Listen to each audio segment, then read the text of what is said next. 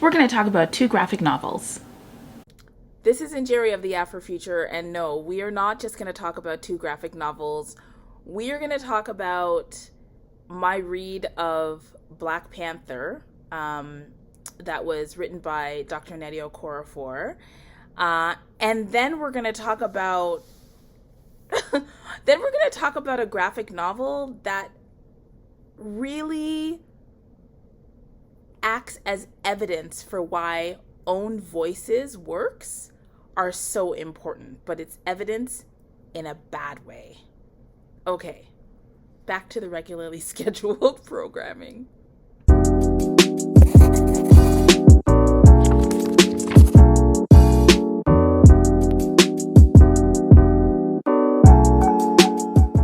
Hi everyone, welcome back to ONYX Pages. I hope that you are doing well. I want to talk about 2 graphic novels that I read while on vacation.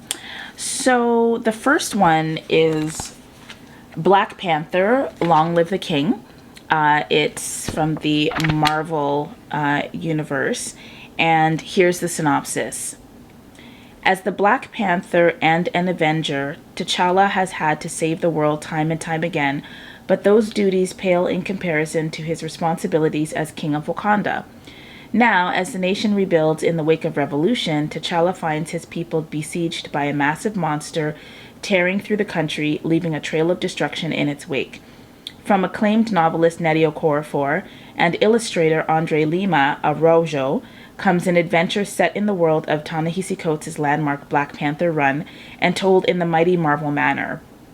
Then, courtesy of Okorafor and artist Tana Ford, comes the return of Venom Black Panther hybrid Ngozi from Edge of the Venomverse war stories, plus a knockdown, drag-out adventure through the Wakandan wilds brought to you by Aaron Covington, co-writer of the movie Creed, and Mario Del Penino.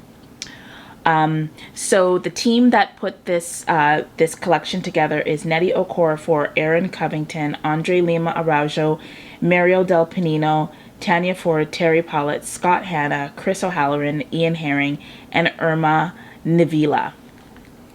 I will say I enjoyed all of the stories in this collection. I'm fairly new to comics, so I'm still learning all the nomenclature and the ways that we talk about comics and so on. And since there are several stories here, it's kind of hard to use the 7 cowrie shell system, but I will use it to just give my thoughts. So first of all, in terms of world building, I mean, obviously it's Wakanda. It's Wakanda after, I think it's after Thanos from the Avengers. Yes, I think I saw something that said so it takes place after the Avengers movie. And so we see Wakanda in a way, at least in 2 of the stories that we don't usually see Wakanda, which is struggling. And so it is really interesting to see how Wakanda, everyday life, the streets, the buildings, the homes in Wakanda were imagined. So that was really interesting, just lots of different kinds of Black people. There's a scene with something that looks like the United Nations, everybody's Black. So it's just really cool to see everyday, imagined African futurist society, just dealing with a big old pothole in the street for no reason. So that was really interesting. We get a little bit of T'Challa's backstory. So there are a couple of scenes of him as a child. And in my favorite story, which is the Under the Bridge story, Nnedi Okorafor takes us to the prep for a wedding in Lagos. And that whole cultural experience combined with the homecoming of Ngozi, who is a superhero. And so we see Venom and her having conversations inside of her body. She's also a woman with a disability. And so there's disability, physical disability representation, and we don't see a lot of that in superhero stories. So really intricate, interesting world building that it was just a delight to read. in terms of the fantastic elements, I mean, superheroes are superheroes. And so you've got some augmented humans that are using technology or fusing technology with like biology and chemistry in order to like create new things. And I believe that Nnedi Okorafor herself is a scientist, or her mom was a scientist. Somebody in her family was a scientist. There's like scientists and doctors in her family, and so like she's always been around academic environments, and so like you can see that in reflected in how she portrays Wakanda. There are like lots of discussions about like the nature, the molecular nature of vibranium and how it works. And I didn't know that vibranium is somewhat unstable. I didn't know that. So it's cool. So if you've got like a science or sort of geeky bent to you, you will definitely enjoy parts of this. And there's in one of the stories, there's a really interesting conversation between science and magic and how they connect. And that is a theme. So if you've read, like, for me, that feels like classic Okorafor. If you've read Binti, the Binti trilogy, like you see that that blurring of the lines between hard science and magic spirit. So that was really cool for me to see in words in here.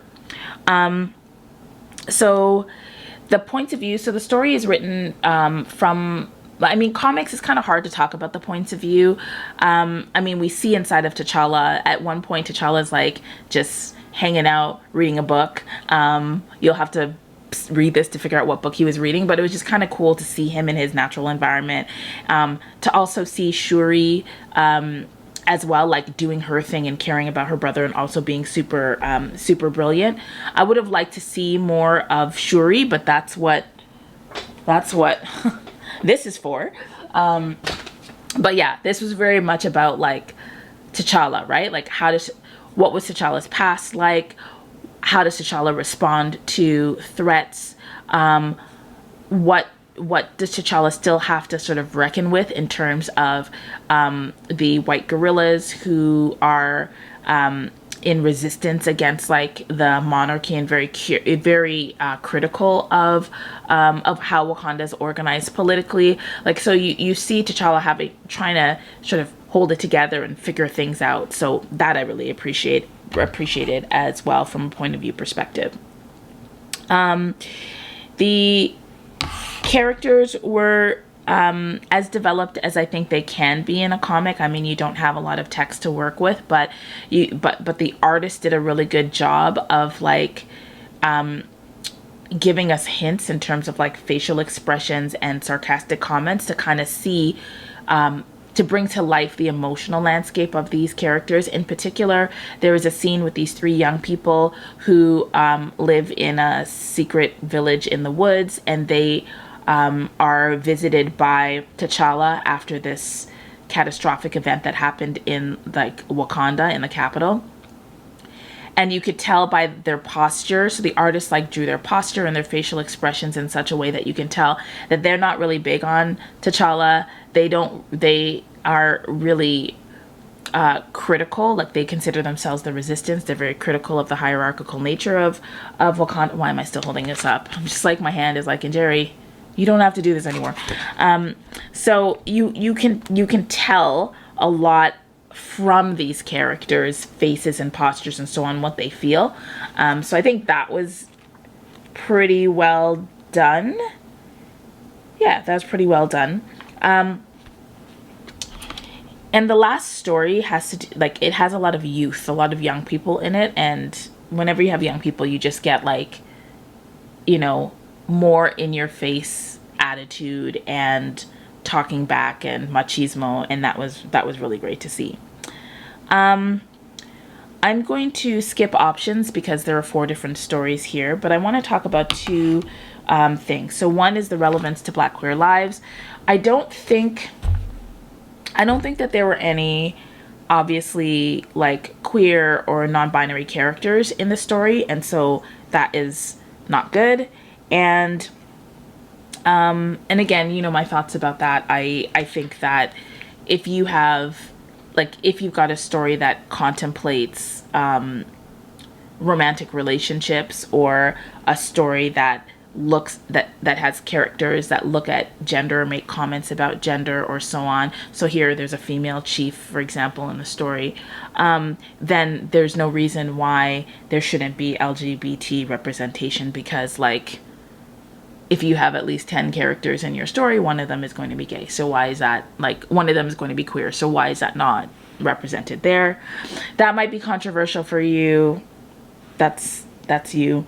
And then finally, the reading experience. It was great. I read this in the bath while relaxing with a bath bomb, and it was just really fun to read. I read it in one sitting.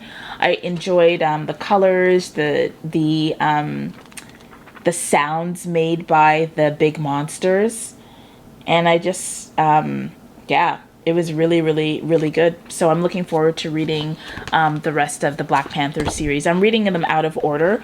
We have all 5 of the Adventures of Black Panther done by Ta-Nehisi Coates, but I haven't read them yet.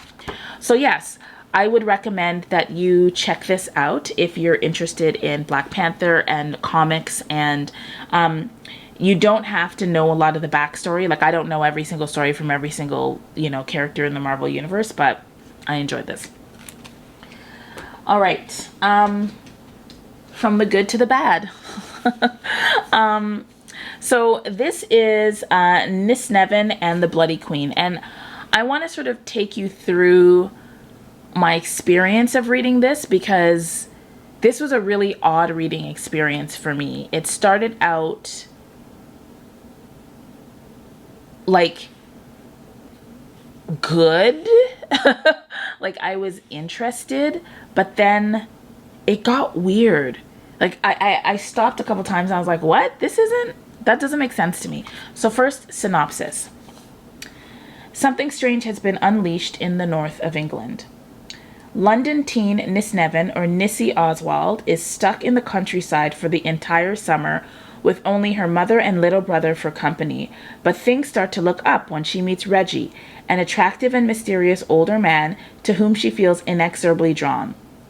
As Nissie busies herself with lustful reveries of Reggie and digging through the old family home, the small town is rocked by a grisly murder that claims one of its own.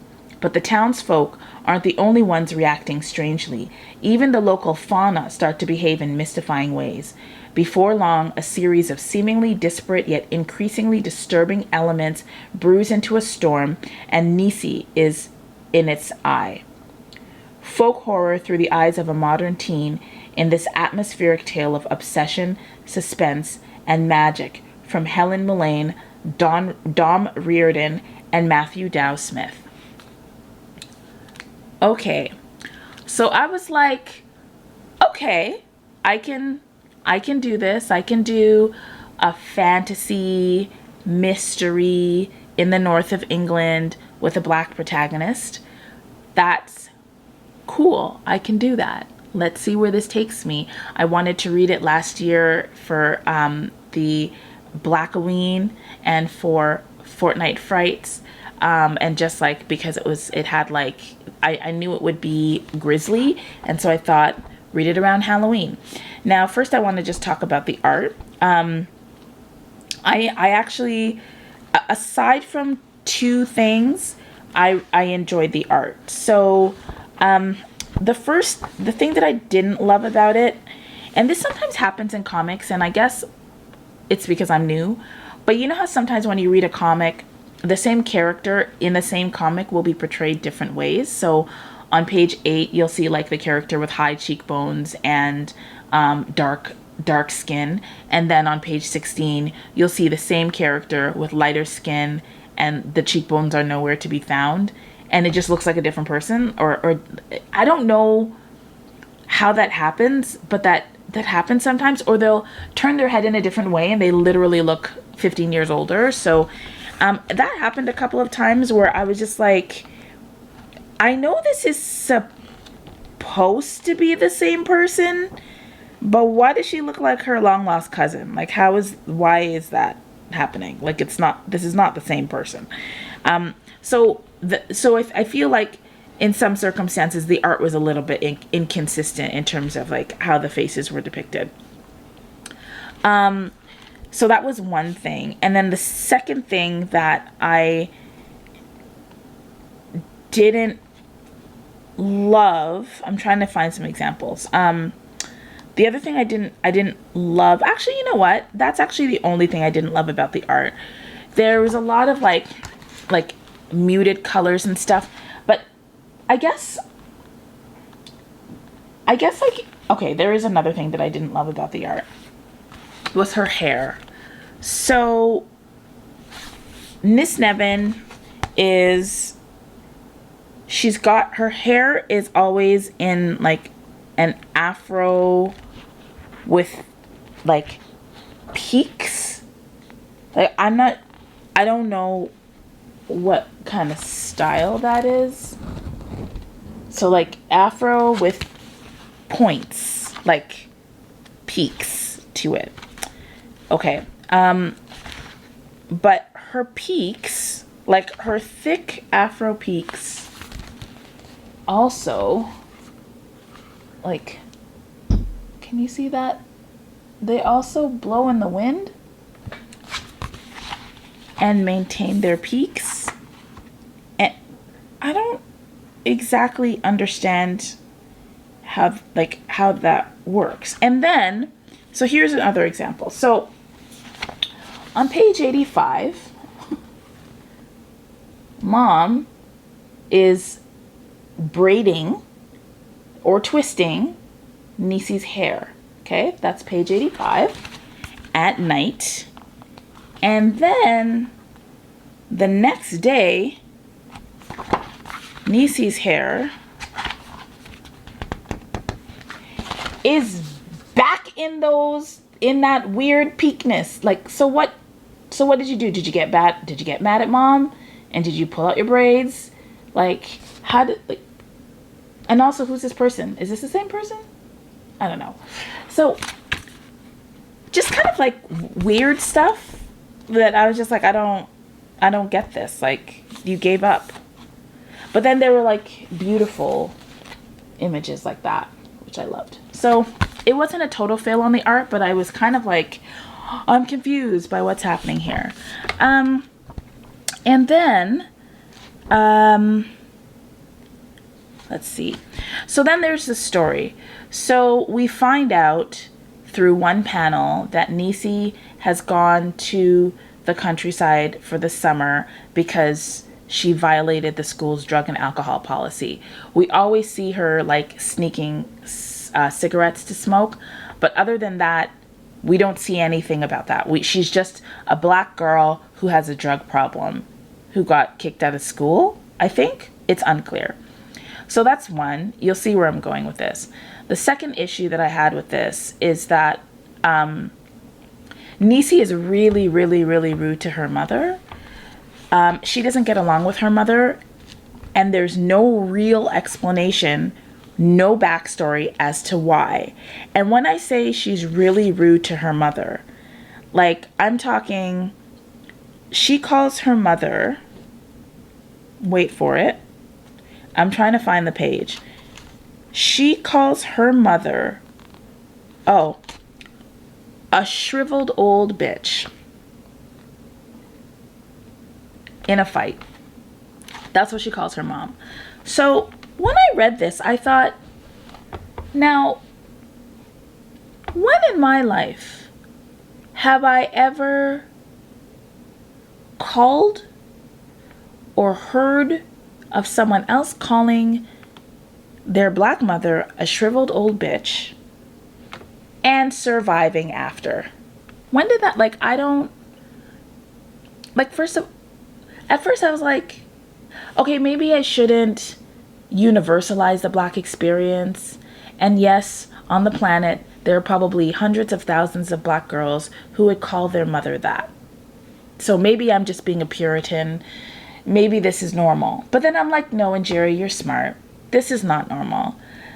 In any of the books, like, I've read a lot of books, and I've read a lot of books with very very difficult mother-daughter relationships.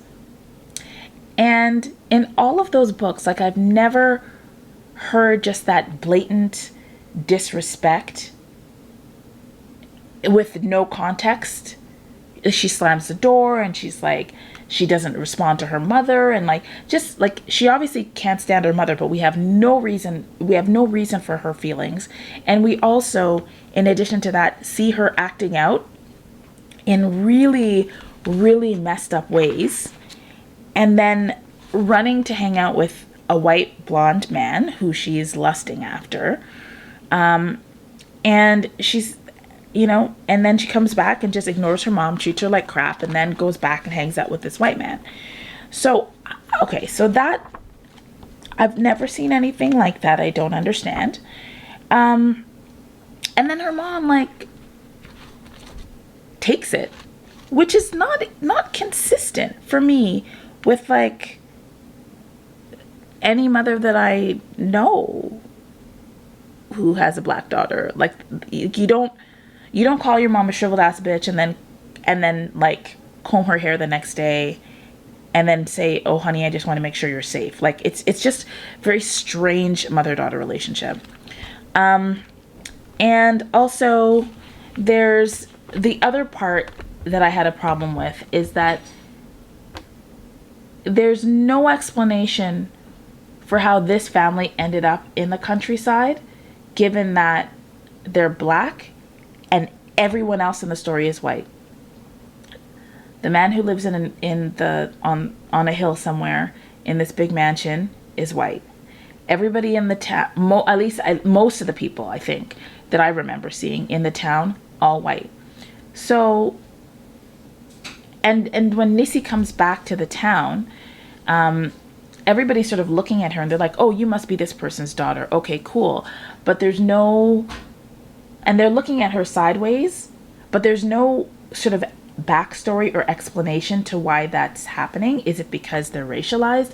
Is it because it's a small town and everybody who's new gets stared at for 6 days before people start bringing them gifts? Like, what is it? There's no explanation for that.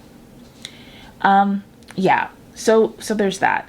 Anyway, those are my issues with it. The story itself is really interesting, actually, right? So Nissi has a magical heritage. I mean, it's kind of tropey, like the young girl who comes from a long line of whatevers that she didn't know about because her mom doesn't really believe in that stuff anymore, but yet the power is strong within, like all of that stuff, right? So that's really, really cool. There's some interesting history. But again, it turns out that this Nissi comes from like a line of fairies, but like the queen of the fairies who says, my daughter, come back with me, is like white and blonde. And there's no explanation for how she could be this black child's like ancestor. Like, obviously you can have white ancestors if you're black. That's, of course, obvious. But like, at least fill in some blanks to that, right? Like, help us see this lineage, right? So it's just strange. So after I read this, and it's funny because most people's issues with this book are not about anything that I've said. Most of the issues are actually about the relationship between her and Reggie, which is problematic. But I think that's obvious. You're basically told that at the, when you start reading it. So if you have a problem with it, that's fine. But your expectations were managed. You knew what you were reading. But all of this other stuff wasn't clear to me.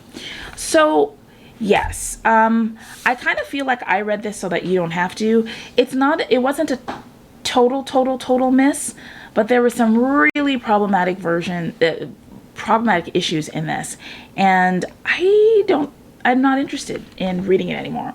So, or continuing on if there are going to be others. So then, after reading all of this, I looked up the author because I wanted to know who was responsible for writing this story. And the author is Helen Moulane. And for some reason, I did not check to see if the author was Black, because I was just like, the story is so interesting that I want to read it, right? It's written like the north of England. Like, I just don't see stories about Black teenagers in the north of England. So whoever wrote it, I want to see it. And it's graphic, so let me see it.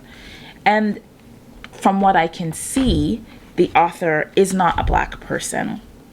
In fact, I don't know if the artists, anybody involved in this, is a Black person. Maybe, I'm not sure. But that got me thinking about, when I thought about the hair, when I thought about the relationship with the mother, when some other things happen to the family members, and I'm just like, this is not ringing true. I can't see a Black family acting this way. It started to make sense because this is not an Own Voices story. And so I decided that I would take the time. I'm not using the 7 cowrie shell system because it doesn't deserve it.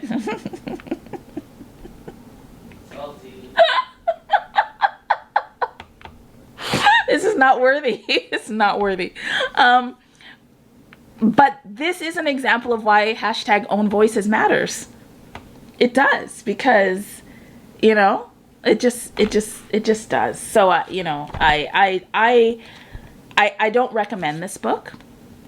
And however, if you are interested in reading critically, if you are interested in graphic novels that center Black female characters from places outside of the United States and Canada, and you want to see, you know, you want to see that, then maybe you do pick this up, and maybe, I mean, there's some interesting elements to it, but I can't see this being valuable outside of some, you know, the nice art, the interesting magic, and fairies.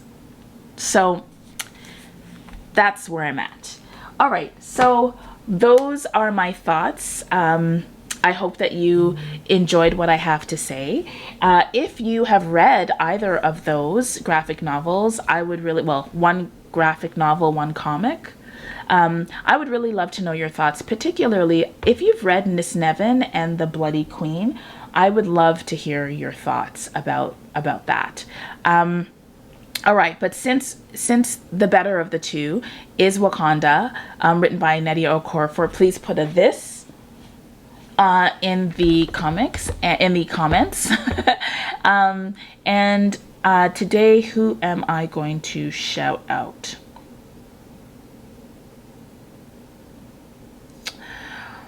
I'm